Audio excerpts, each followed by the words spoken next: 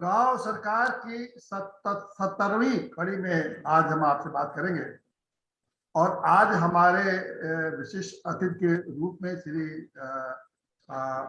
विजय शंकर पांडे जी हैं, जो भारत सरकार में सचिव रह चुके हैं और उसके पहले उत्तर प्रदेश में तमाम विभिन्न महत्वपूर्ण पदों पर रहे हैं, तमाम जिले में जिलाधिकारी रहे और शासन में बड़े बड़े पदों पर रहे।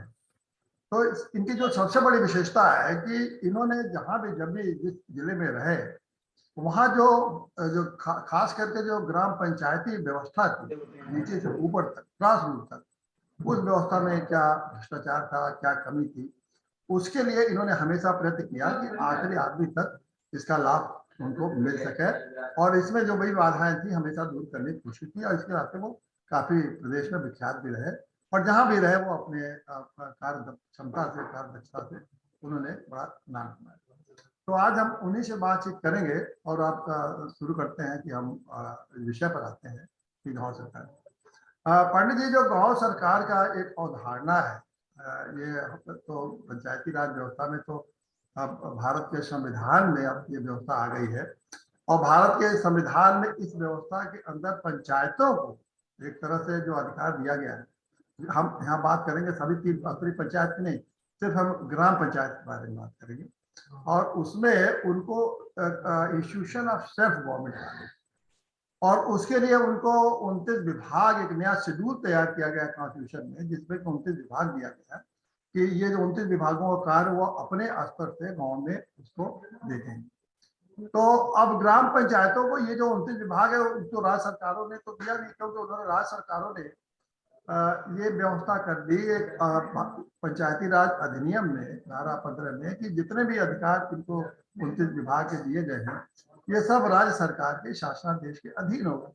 तो जब राज्य सरकार के शासना के या उनके निर्देश के अधीन होगा तो ग्राम पंचायतों को इंस्टीट्यूशन ऑफ सेल्फ गवर्नमेंट करने की तो अब कोई बात नहीं है।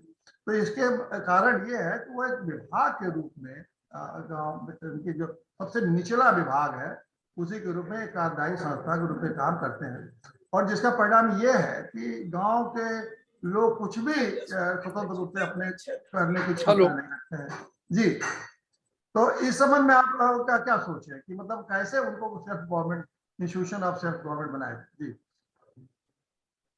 देखिए पांडे जी, आपने ये जो प्रयास शुरू किया है ग्राम पंचायत के बारे में बहुत सराहनीय है, क्योंकि इसके बारे में लोगों को जानकारी कम है, जबकि संविधान का संशोधन हुए करीब 30 साल हो रहा है, लेकिन इसके जो वेरियस नुएंसेस हैं, जिसकी जो डिटेल्स है उसके बारे में कम जानकारी लोगों को। बहुत अच्छा प्रयास, इसके लिए मैं आपको साधुवाद देता हूँ। देखिए पांडे जी, इसको आप अगर हम लोग थोड़ा पीछे जाए तो जब संविधान हमारा बना तो उस समय की जो लीडरशिप थी वो बड़ी तपी हुई लीडरशिप थी, क्योंकि ये लोग सब स्वतंत्रता के संघर्ष से निकले हुए थे और ज्यादातर गांधी जी के प्रभाव में थे, जो ग्राम पंचायत और ग्राम स्वराज के बारे में बड़े गंभीर थे। लेकिन बड़ी आश्चर्य की बात यह है कि जब ये संविधान बनने लगा तो उस समय के जो संविधान निर्माता थे उन्होंने ग्राम पंचायतों को संविधान में कहीं भी जगह नहीं दी, सिर्फ directive principle of state policy में ये डाल दिया कि इनको जो देना चाहिए। तो ये बड़े ध्यान देने की बात है कि आखिर इतनी तपी हुई जो नेतृत्व था हमारा, उसने ये क्यों उस समय क्यों नहीं इसको संविधान में डालने की जरूरत समझी और इसको क्यों बाद में लाकर 1992 में ये संविधान में संशोधन लाया गया। मेरा ये ऐसा मानना है कि जब ये राष्ट्र बन रहा था, जो नेशन स्टेट की कॉन्सेप्ट पे जब लोग आ रहे थे, तो हमारे इन लोगों ने सोचा होगा कि ये नीचे के स्तर पर बहुत ज्यादा विकेंद्रित जो राज्य है, जो विकेंद्रित जो प्रणाली, उसमें शायद समस्या आए। ये मेरा मानना है। मैंने कहीं इसको कहीं इसमें लिटरेचर में मुझे कहीं मिला नहीं, मैंने खोजने की कोशिश की थी, तो इसके कारण उन्होंने संविधान में इसको नहीं डाला। अब आप आ जाइए ये संवैधानिक संशोधन के बारे में। देखिए, वर्ष 1992 में जो संशोधन आया उससे पहले ये इसकी बात सन 88 से शुरू हुई थी। उसमें राजीव गांधी जी प्रधानमंत्री थे। मुझे जो याद, मैं उस सरकार में था, मैं केंद्र सरकार में उस समय था, एक मंत्री जी के साथ मैं प्राइवेट सेक्रेटरी था उनका। तो उस समय मैं सुनता रहता था, देखता रहता था कि आखिर ये चर्चा क्या हो रही है।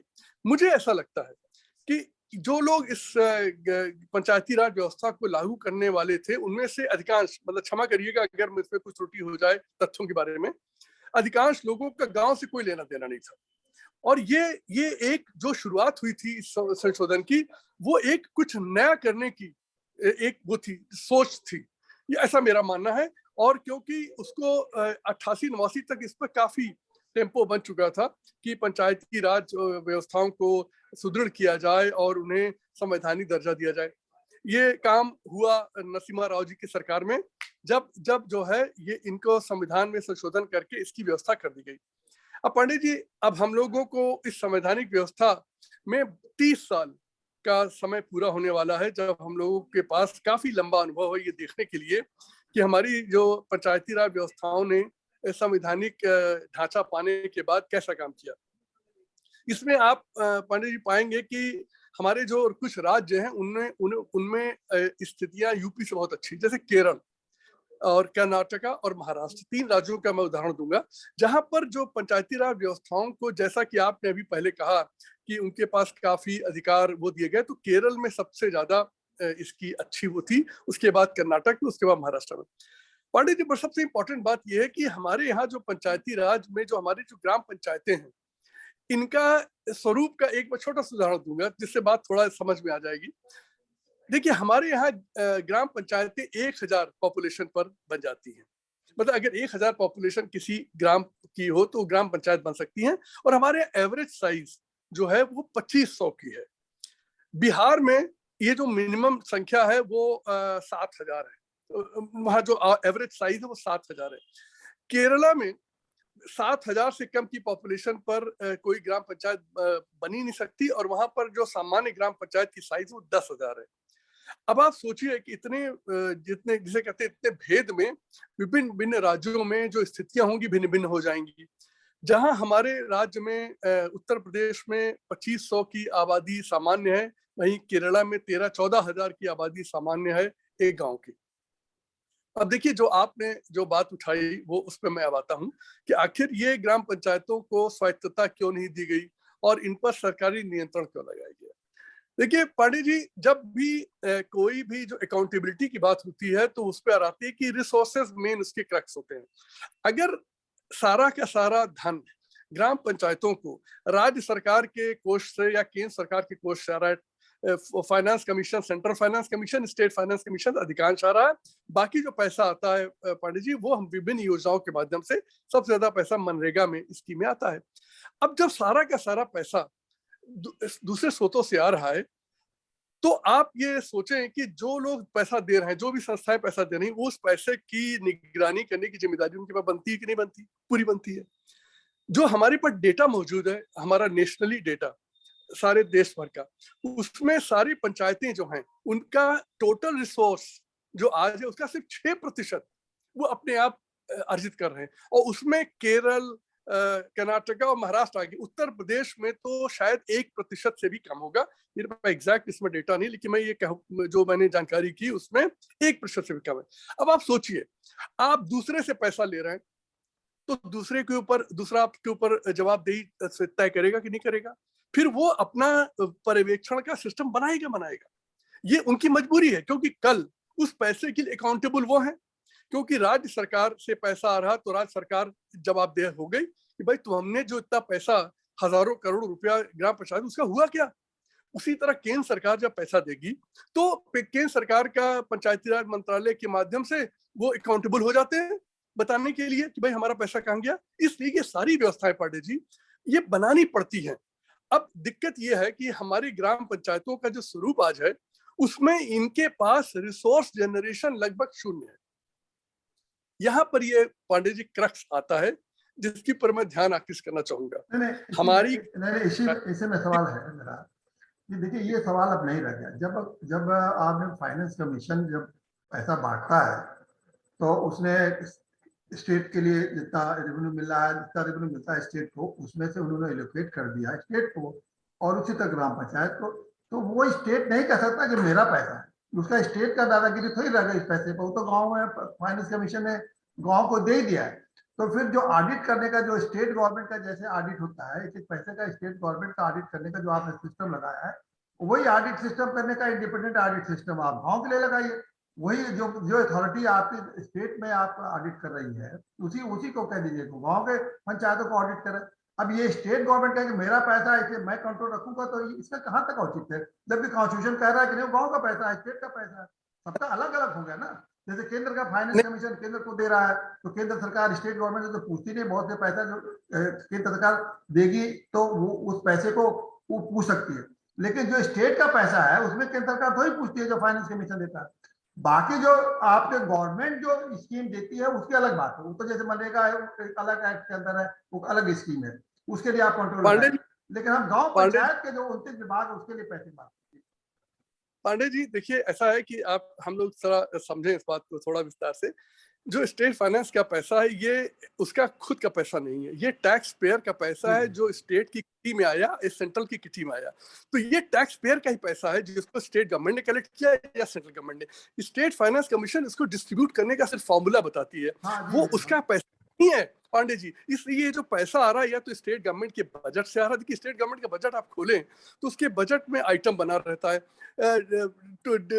अमाउंट फॉर डिस्ट्रीब्यूशन टू ग्राम पंचायत इस थ्रू स्टेट फाइनेंस कमीशन। लेकिन पैसा टैक्स पेयर का है, वो सरकार की स्टेट की किटी या सेंट्रल की किटी में।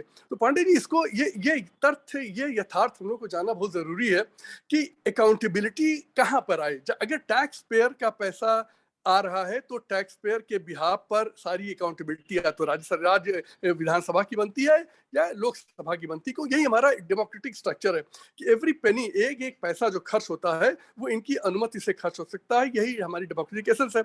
लेकिन चलिए हम लोग बड़े प्रश्न पर आ जाए। ये तो मेरा जो मैंने जो आपके सामने रखा है ये सिस्टमेटिक है, लेकिन जो बड़ा प्रश्न है, देखिए पांडे जी हम लोग की दिक्कत ये है कि हम लोग पाबंद लगा रहे हैं, मतलब पैच वर्क कर रहे हैं। हमारे गांव 200 साल के एक्सप्लॉयटेशन, 500 साल के एक्सप्लॉयटेशन के बाद इस दुर्दशा में पहुंच गए। अब हम लोग करना क्या चाह रहे हैं? हम लोग करना ये चाहते हैं कि थोड़ा बहुत पैसा देकर इन्हें कहीं कुछ नाली खड़ंजा बनवा देते हैं, कहीं कुछ सड़कें बनवा देते हैं, कहीं कुछ स्ट्रीट लाइट बनवा देते हैं। पांडे जी इससे कुछ नहीं होगा। आप देखिए, मैंने जब सर्विस नौकरी शुरू की आज से करीब 43 साल पहले 79 में, मैं आपको बड़े दुख के साथ ये कहूंगा कि उत्तर प्रदेश की मैं बात कर रहा हूँ, हमारे गांव की जो दुर्दशा तब थी वो 43 साल भी है। क्योंकि मैं गांव से मैं जुड़ाव हूँ मेरा, मैं गांव के रहने वाला हूँ ओरिजिनली, मैं जाता रहता हूँ। पांडे जी कुछ नाली खड़ंजा के अलावा और कुछ सड़कें बन जाने के अलावा गांव में कुछ भी नहीं बदला है। क्यों? क्योंकि अगर मांग है 100 की तो आप देते हो 2, 4, 5 रुपया, इससे कुछ नहीं होना है। सरकारों ने पांडे जी ये देखिए, मैं एक सवाल आपके सामने रखता हूं जो जिसके आपके माध्यम से जो लोग सुन रहे हैं उनके सामने भी, क्या गांव में लोग नहीं रहते? सड़कों आप शहर का और गांव का विभेद देखिए। शहर के लिए आप डेवलपमेंट अथॉरिटी बनाते हो, आप म्यूनिसिपलिटी बनाते हो। गांव के लिए क्या करते हो? गांव सभा बना दिया आपने, ग्राम पंचायत बना दी। आप सोचिए कि मैं अगर बिहार का उदाहरण लूं या केरल का उदाहरण लूं, एक एक गांव सभा वहां 13-13, 15-15 हजार आबादी वाले, मतलब इस आबादी के तो दुनिया में शहर नहीं होते। लेकिन आपने क्या किया? ग्राम प्रधान और 10 मेंबर बनाकर उसको छोटी बहुत डोज देकर कह दिया चलाओ और आप ठीक करो गांव। ऐसा नहीं होगा।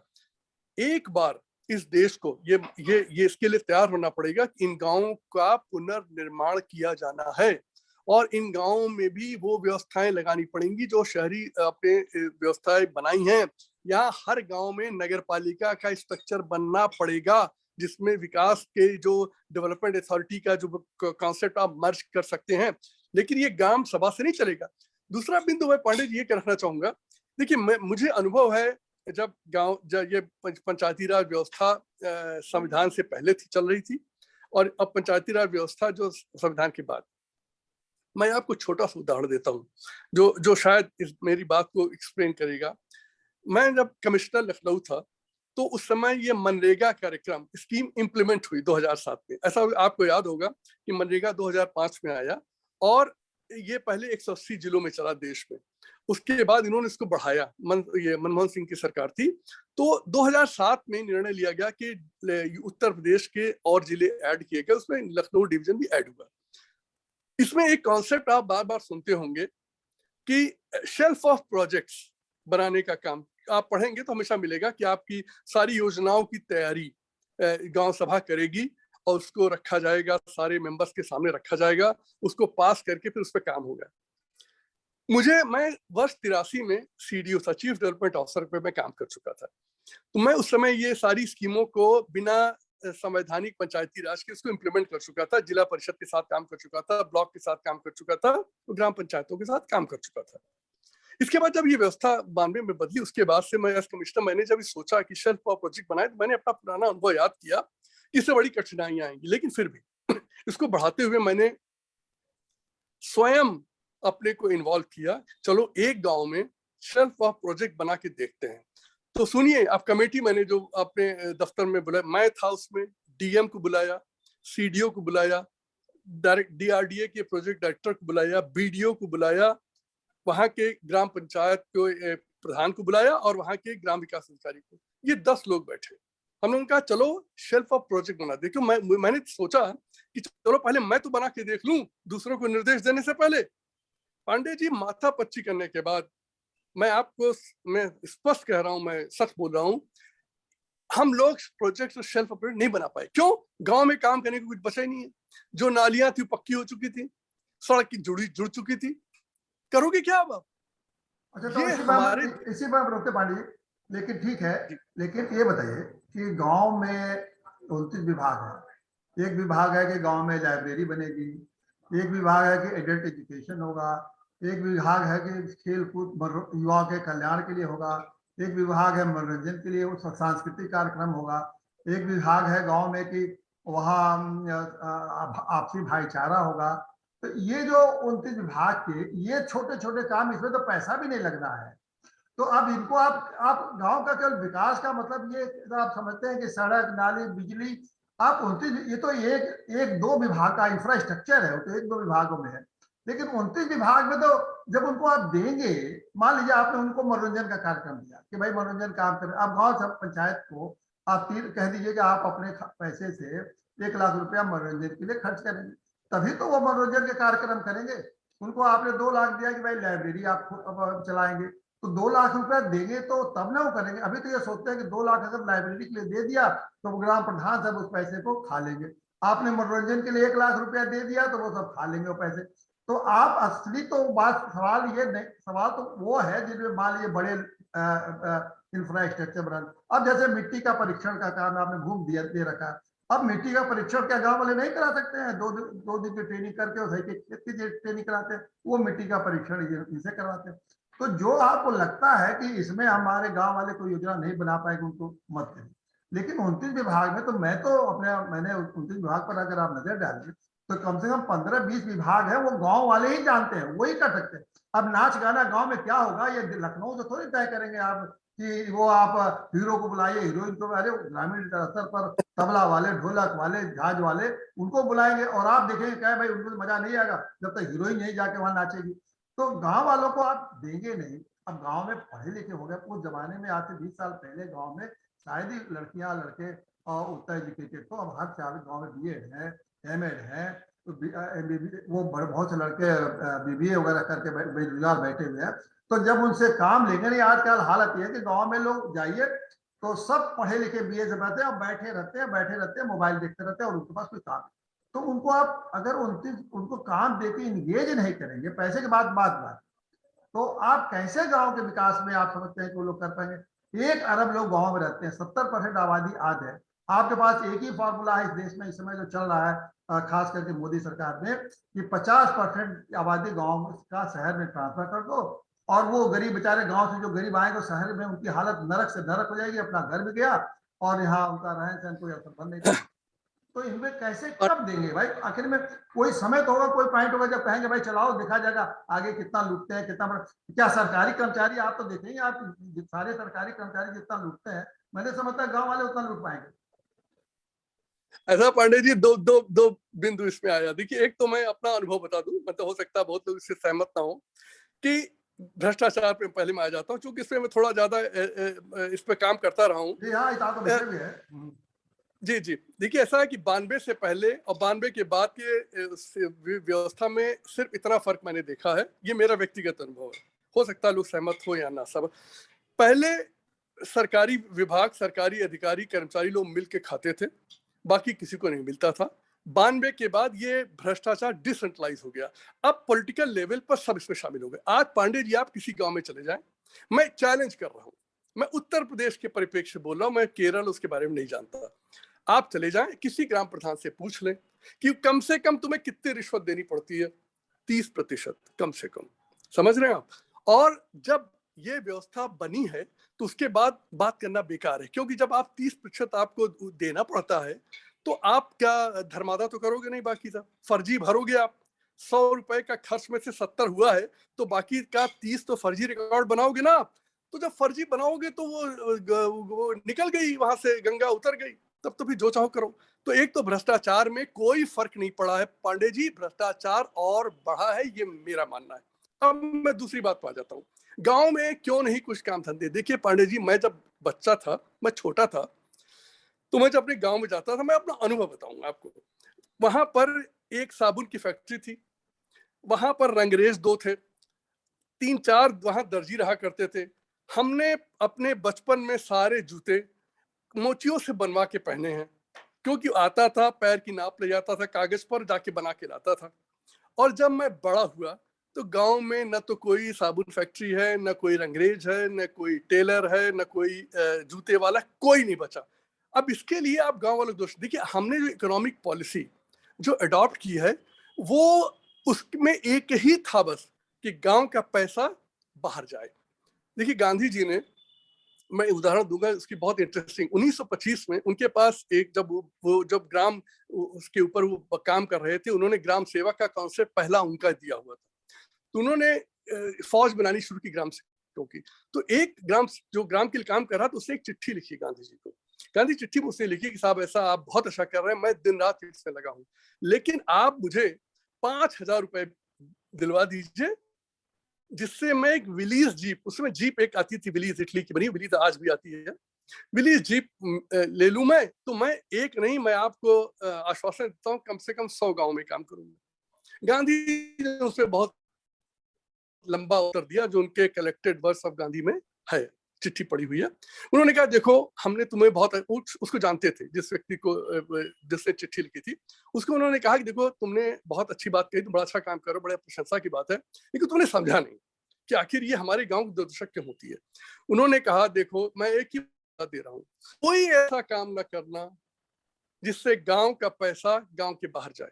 तुमने जैसे ही विलीज खरीदी, इस गांव से पैसा उठकर चला जाएगा इटली, तुम्हारा गांव गरीब होगा। कोई ऐसा काम ना करो जिससे गांव का पैसा शायद। आज अब आप देश की राजनीति, वो इकोनॉमिक पॉलिसी देख लीजिए। हमारे हमारे देश में जो भी माल आज गांव में बिक रहा है, वो बंबई, कलकत्ता, लखनऊ, बनारस में बनता है, गांव में एक नहीं बनता। आप एक सामान बता दें जो गांव बनता है। पांडे जी, मैं भी गांव का रहने वाला हूँ और नहीं, हम अब जुड़े। इकोनॉमिक्स पे नहीं जा रहे हैं। हम देखिए, अभी हम इकोनॉमिक्स पे नहीं जा रहे, कैसे हो। अभी तो जो उनको आपने कॉन्स्टिट्यूशनल पावर दिया है, बस सिंपल सवाल है कि जो कॉन्स्टिट्यूशनल संवैधानिक अधिकार उनको कुछ समझ के ही दिया होगा ना। संविधान में अगर आपने उनको अधिकार दिया है, आखिर में राज्य सरकार को आपने 67 विभाग दिया है, केंद्र सरकार को 97 विभाग दिए हैं। इनके लिए तो आपको कोई दिक्कत, केंद्र सरकार कभी नहीं कहती कि 67 विभाग का अधिकार इनको राज्यों को नहीं मिलना चाहिए। फिर राज्य सरकार आखिर में गांव को आपने 29 विभाग दिया है, तो उस विभाग को देने में क्या आता है, बाद में जो आप उसको कंट्रोल करना हो करिए। आपने तो दिया ही नहीं उनको विभाग ही, ने सिर्फ सिंपल है कि आपको मिलना चाहिए कि नहीं मिलना चाहिए उनको। बाकी जो दिक्कतें आएंगी वो तो अलग बात है। देखिए पांडे, जिसके मूल में ही जाता है, जब तक आप ग्राम सभाओं, ग्राम पंचायतों को टैक्स करने का ये तो अधिकार है ही नहीं है, देंगे उनका। आप ये अधिकार दीजिए ना। नहीं, ये तो शासनादेश आप जारी करेंगे तभी उनको मिलेगा। आप उनको पांडे जी, उनको रिसोर्सेज के लिए भी अधिकार है कि वो अपना टैक्स कलेक्शन करें। आप शासनादेश जारी नहीं करते हैं, क्योंकि वो कहते हैं कि अगर हम अगर गांव वालों को टैक्स इकट्ठा करने देंगे तो हम लोग को क्या करेगा, राज्य सरकारी करके हमको क्या इसकी करेगा। जेनेसिस में आप नगर पालिकाओं को देखिए, नगर पालिकाओं को देखिए, उनके पास क्या टैक्स। आज नगर पालिकाएं क्यों डिपेंडेंट हो गई टैक्सेशन पर पूरा। देखिए, उनकी बहुत बड़ी आय आती थी चुंगी से। जब हम लोगों ने, जो ऑक्ट्रॉय कहते हैं जिसे, उसको इसलिए बंद किया गया क्योंकि इससे हर शहर में ट्रैफिक बाधित होता था। बंद किया गया। अब इनके पास बचा क्या? जो बड़े शहर उनके पास हाउस टैक्स, वाटर टैक्स, ये दो टैक्स मोटे तौर पे बचे, बाकी इनके पास टैक्स कुछ बची नहीं। यहाँ तक कि स्टेट गवर्नमेंट के पास टैक्स, अब जानते हैं पांडे आप जी, हम जीएसटी फिर आने पर बहुत कम रोकेंगे बचा हुआ है। रोकेंगे देखिए, अब आप गांव के पास, हम रोकेंगे थोड़ा। आखिर में 1 अरब लोग आपके गांव में ही रहते हैं ना, वो पैसा गांव में, हमारे यही समझ नहीं आ रहा है कि 1 अरब लोग की आपकी चिंता नहीं है। केवल आपको अपने सरकार चलाने की चिंता है, हेलीकॉप्टर, जहाज, पार्लियामेंट के भवन, मोटी मोटे दफ्तर, ऊंचे एयर कंडीशन ऑफिस, इसकी चिंता आपको बहुत है। उस गांव वालों हमेशा ये सोचते हैं कि वो जाएंगे तो लूट लेंगे। ये कैसी अवधारणा गुलामी, मतलब ये तो मतलब अंग्रेजों से बदतर गुलाम ये हालात है कि 1 अरब लोगों के लिए आप ये समझते हैं कि अगर इनको अपने हिसाब व्यवस्था चलाने देंगे तो ये बड़े बेईमानी से सब लूट लेंगे, ये सारे रिसोर्सेज खा लेंगे। ये कहाँ की सोच है? ये तो बदतर हरकतें होगी। आप उनको भेजने में क्या दिक्कत है, उनको मैं अधिकार देने? जी, मैं आपकी बात से एकदम सहमत, ये तो मैं कह रहा हूँ कि ये इतना बड़ा अंधेर किया गया कि गांव में रहने वालों को माना ही नहीं गया कि लोग, मैं इसी बात को कह रहा हूँ। देखिए पांडे जी, ये अगर आप जो कह रहे हैं ना शासनादेश जारी हुआ, देखिए पांडे जी, ये मैं स्पष्ट कह दूं, जब ये संवैधानिक व्यवस्था बन रही थी, मेरी समझ, ये सिर्फ दिखावा था, इसके हाँ जी, पीछे कोई सीरियस थॉट, हाँ समझ रहे हैं आप? जी जी और जी ये जानते थे ये अच्छी तरह ये नहीं ये अब नहीं चलेगा। क्यों? अब आखिरी सवाल, पांडे जी अब आखिरी सवाल, बिल्कुल अब समझ गए जी। अब आखिरी सवाल, समय हम लोग का सीमित है। अभी बताइए कैसे गांव सरकार, गांव के लोगों को ये अधिकार दिलाए जा सकते हैं, इस पर थोड़ा हम बताएं। गांव वालों को ये अपने उनके अधिकार कैसे मिले, ये जो गांव पंचायतों को, ये गांव सरकार के रूप में काम करते हैं जी। पांडे जी, हम लोग को करना ही होगा, जो आगे आने जो भी इसको जो करने वाला होगा, इन गाँव को आपको शहरी, जैसे जो शहरी व्यवस्था है, नगर पालिका और डेवलपमेंट अथॉरिटी, इस तरह की व्यवस्थाएं हर गांव में, गांव की साइज बड़ी करके, केरल से उदाहरण लेकर 10,000 पर उन्होंने ग्राम पंचायतें बना रखी हैं। हम लोगों को ये 1,000 की ग्राम पंचायतों का कॉन्सेप्ट भूलना पड़ेगा। इनको इकट्ठा करके इनको एक नगरीय शेप, वही व्यवस्थाएं बनानी पड़ेंगी जो नगर पालिका और डेवलपमेंट अथॉरिटी में है। टैक्स की पावर जैसे उनके पास है, सिर्फ वही देना होगा, किसी को दिक्कत नहीं होगी। एक इकोनॉमिकली वायबल यूनिट ये जैसे बनेंगे, वैसे ही आप जो कह रहे हैं वो सब संभव हो जाएगा, क्योंकि फिर जो शहर में व्यवस्थाएं मिलती हैं, कम से कम उतनी गांव में मिल जाएंगी। लेकिन अब ये पंचायत, 1,000 लोगों की पंचायतों से पांडे जी कुछ नहीं होगा, ये कागजी सिर्फ शेर हैं। इनको इनको इसी तरह शासनादेश जारी होते रहेंगे, कोई मानेगा नहीं, क्योंकि ये नहीं तो ये वायबल कैसे, है ही नहीं। ये भी कैसे देंगे राज्य सरकार? राज्य सरकार तो कुछ भी नहीं देना चाहती है, उत्तर प्रदेश की सरकार। पांडे जी देखिए, लोकतंत्र में जब जनता इसकी जब दबाव बनाती है, जैसे गांव वालों को एक चीज मांगनी पड़ेगी, हमारा जीवन शहर वालों से बदतर क्यों है?